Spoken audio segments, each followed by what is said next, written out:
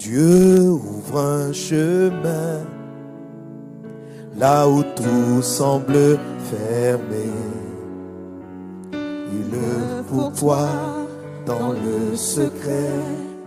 Il ouvre un chemin pour toi. Il sera ton guide en marchant tout près de toi. Avec amour, force et sagesse. Comment savoir si Dieu n'est pas dedans? Tu as besoin de ça, non? Hein? Comment savoir si Dieu n'est pas dedans? Que ce soit mariage, ministère, projet, voyage, je ne sais pas la chose. Hein? Comment savoir si Dieu n'est pas dedans? C'est avec les expériences que vous saurez si Dieu est dedans ou pas. Alléluia. Qu'est-ce que je mets dans les expériences? Malgré tous les efforts que tu mets, ça n'a jamais marché. Maintenant,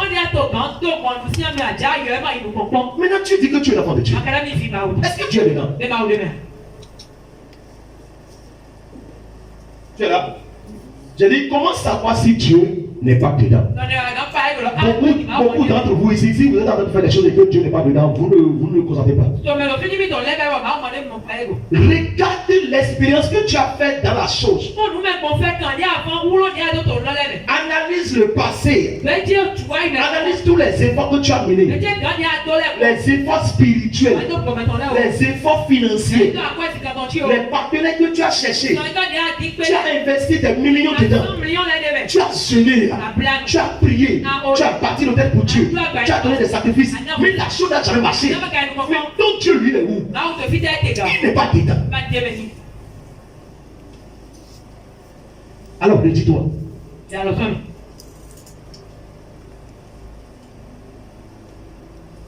Dieu n'est pas dans la chose. Tu seras fatigué. Dieu n'est pas dans la chose. Tu auras des dettes. Dieu n'est pas dans la chose. Tu vas tomber malade. Tu vas mourir prématurément. Dieu n'est pas dans la... my God. Jesus. Donc, pour savoir si Dieu est dedans ou pas, nous prenons par exemple la vie d'Abraham. Nous allons dire que Dieu n'est pas dedans entre Abraham et Sarah. Après tout, Sarah est commencé. Donc, ça veut dire que Dieu est dans le génie. Isaac et Rebecca. Après tout, Rebecca est dans le donc Dieu est dedans. Alléluia. Malgré tous les efforts que tu as menés là, la chose n'est aboutie à rien. C'est parce que Dieu n'est pas dedans. Cette chose-là dépose là. Et laisse ça. Sinon, c'est ça qui va t'emprisonner. C'est ça qui va te tuer. C'est ça qui va salir ton nom. C'est ça qui va te dire, Jésus. Ça va te traîner partout. Partout. Jésus a sauvé ce bon Dieu. Il a ressuscité au troisième jour. Si Jésus ne s'était pas ressuscité, donc Dieu n'était pas dans le combat de la vie. Dieu ouvre un chemin là où tout semble fermé. Il le pourvoit dans le secret. Maintenant, comment savoir si Dieu est dedans? Si Dieu est dedans, si Dieu est dans ce que tu fais, comment savoir si Dieu est dedans? Comment savoir si Dieu est dans ton projet? Comment savoir si Dieu est dans votre cheminement, toi avec ton gars, ta go? Comment savoir si Dieu est dans le projet de voyage là? Comment savoir si Dieu veut que tu bâtis la société là où tu veux la bâtir? Amen. Alors pour savoir si Dieu est dedans, embarquez-vous des choses qui vous dépassent. Pour voir si ça va marcher. Vous êtes là? Je le dis encore.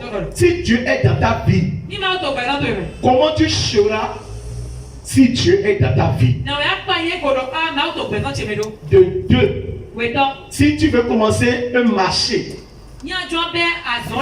un marché, ou bien n'importe quelle chose que tu veux faire, comment peux-tu savoir si Dieu est dedans?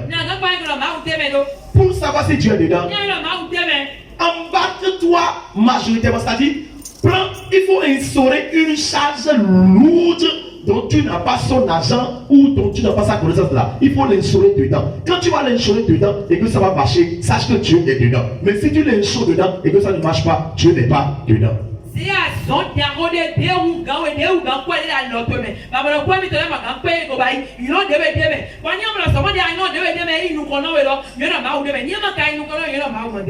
Alléluia. Si ça prendrait, Dieu est dedans. Mais si ça ne prend pas, Dieu n'est pas dedans. J'ai dit, si Dieu n'est pas dedans, tous les efforts que tu vas mener ne vont rien donner. Maintenant, si Dieu est dedans, ce n'est pas quand tu trouves les fruits là que tu vas dire que Dieu est dedans. Engage-toi dans une tâche qui te dépasse. Ce que tu attends que Dieu va faire pour toi, Dieu ne le fera jamais. Parce que Dieu ne connaît pas si tu es charnel ou si tu es spirituel. Dieu ne connaît pas. Donc est-ce que tu peux acheter une voiture? Oui. Hein? Mais tu peux acheter. Pour connaître si Dieu est dans le projet. C'est quel projet? Est-ce que c'est le projet d'usine de la couture? Okay. Alors si vous ne cherchez pas à savoir si Dieu est dedans, et vous ne faites pas, vous commencez pas à faire la chose comme ça, vous serez en train d'échouer. Alors que celui qui échoue beaucoup, il est découragé. Et celui qui est découragé perd la paix. Si ça ne marche pas, on perd la paix. Mais quand ça marche, on est dans la joie. Alléluia. Donne-moi amen. Donc, vous devez chercher à savoir si tu es dedans. Si tu n'es pas dedans, le projet que toi-même as mis en place, le projet va te faire fatiguer. Nous réglons des choses aux gens que Dieu ne veut pas régler. Vous êtes là. Des fois, nous soutenons certaines personnes que Dieu ne veut pas soutenir.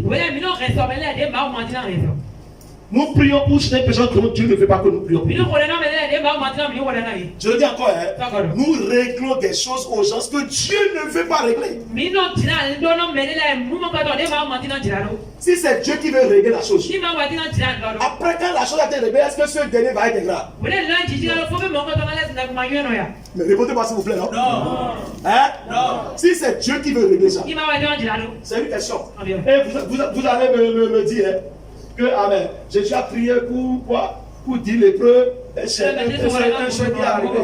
Donc ce qui veut dire que Dieu n'est pas dedans. Écoutez-moi très bien. Comprenez très bien la contexte dans laquelle je viens de parler.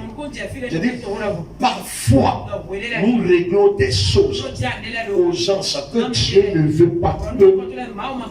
Dieu ne veut pas régler la chose. Dieu lui ne veut pas régler. Mais nous, c'est nous sommes en point. Femme pointe, le plus milliardaire, le plus zélé, le plus amoureux. Dieu peut-être Dieu voudrait que ce dernier n'a qu'à subir cette chose. Il va l'enlever de la chair et l'amener en esprit. C'est pas Dieu ne veut pas l'aider. C'est pas Dieu ne veut pas le soutenir. Mais nous déjà nous avons de compassion d'une manière que il souffre trop. Il souffre trop. On va l'aider. On va faire ci. Et quand vous chantez votre argent, et vous allez la personne. Demain c'est une si Dieu ne veut pas que tu aides la personne, que tu aides la personne va se lever contre toi. Et Dieu ne va pas l'aider. Peut-être Dieu ne veut pas que tu demandes avant de pouvoir aider. Et puisque toi tu es pressé, et c'est ça soif qui te prend. Et tu as vu que celui qui tu veux demander là, il a la possibilité.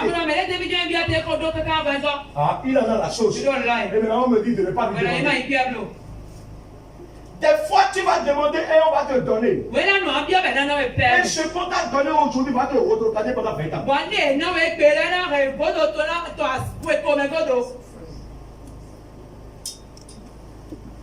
On ne demande pas à tout le monde. On ne demande pas à tout le monde. On ne demande pas à tout le monde. Peut-être nous essayons de délivrer les gens que Dieu ne veut pas délivrer.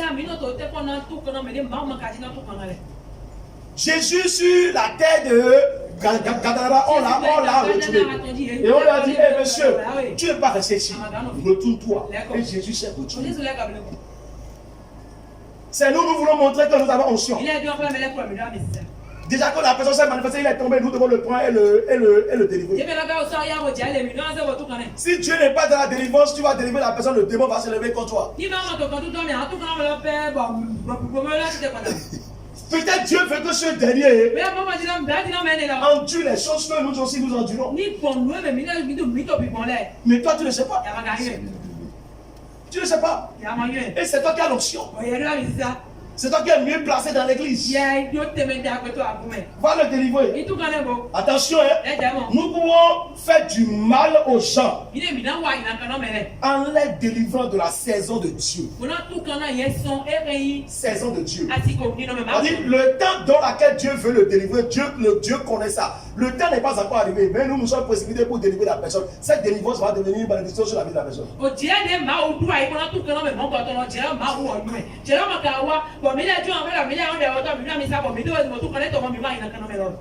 Dieu a déjà programmé sa saison dans laquelle il va délivrer la personne. Maintenant, ce dernier a commencé par flatter le pasteur. Quand lui vient lever tous les jours, il ne va pas tous les jours. Et quand il vient, c'est le même sujet. Si ce n'est pas encore la saison, Dieu veut le délivrer. Et toi, homme de Dieu, tu as commencé par faire la délivrance.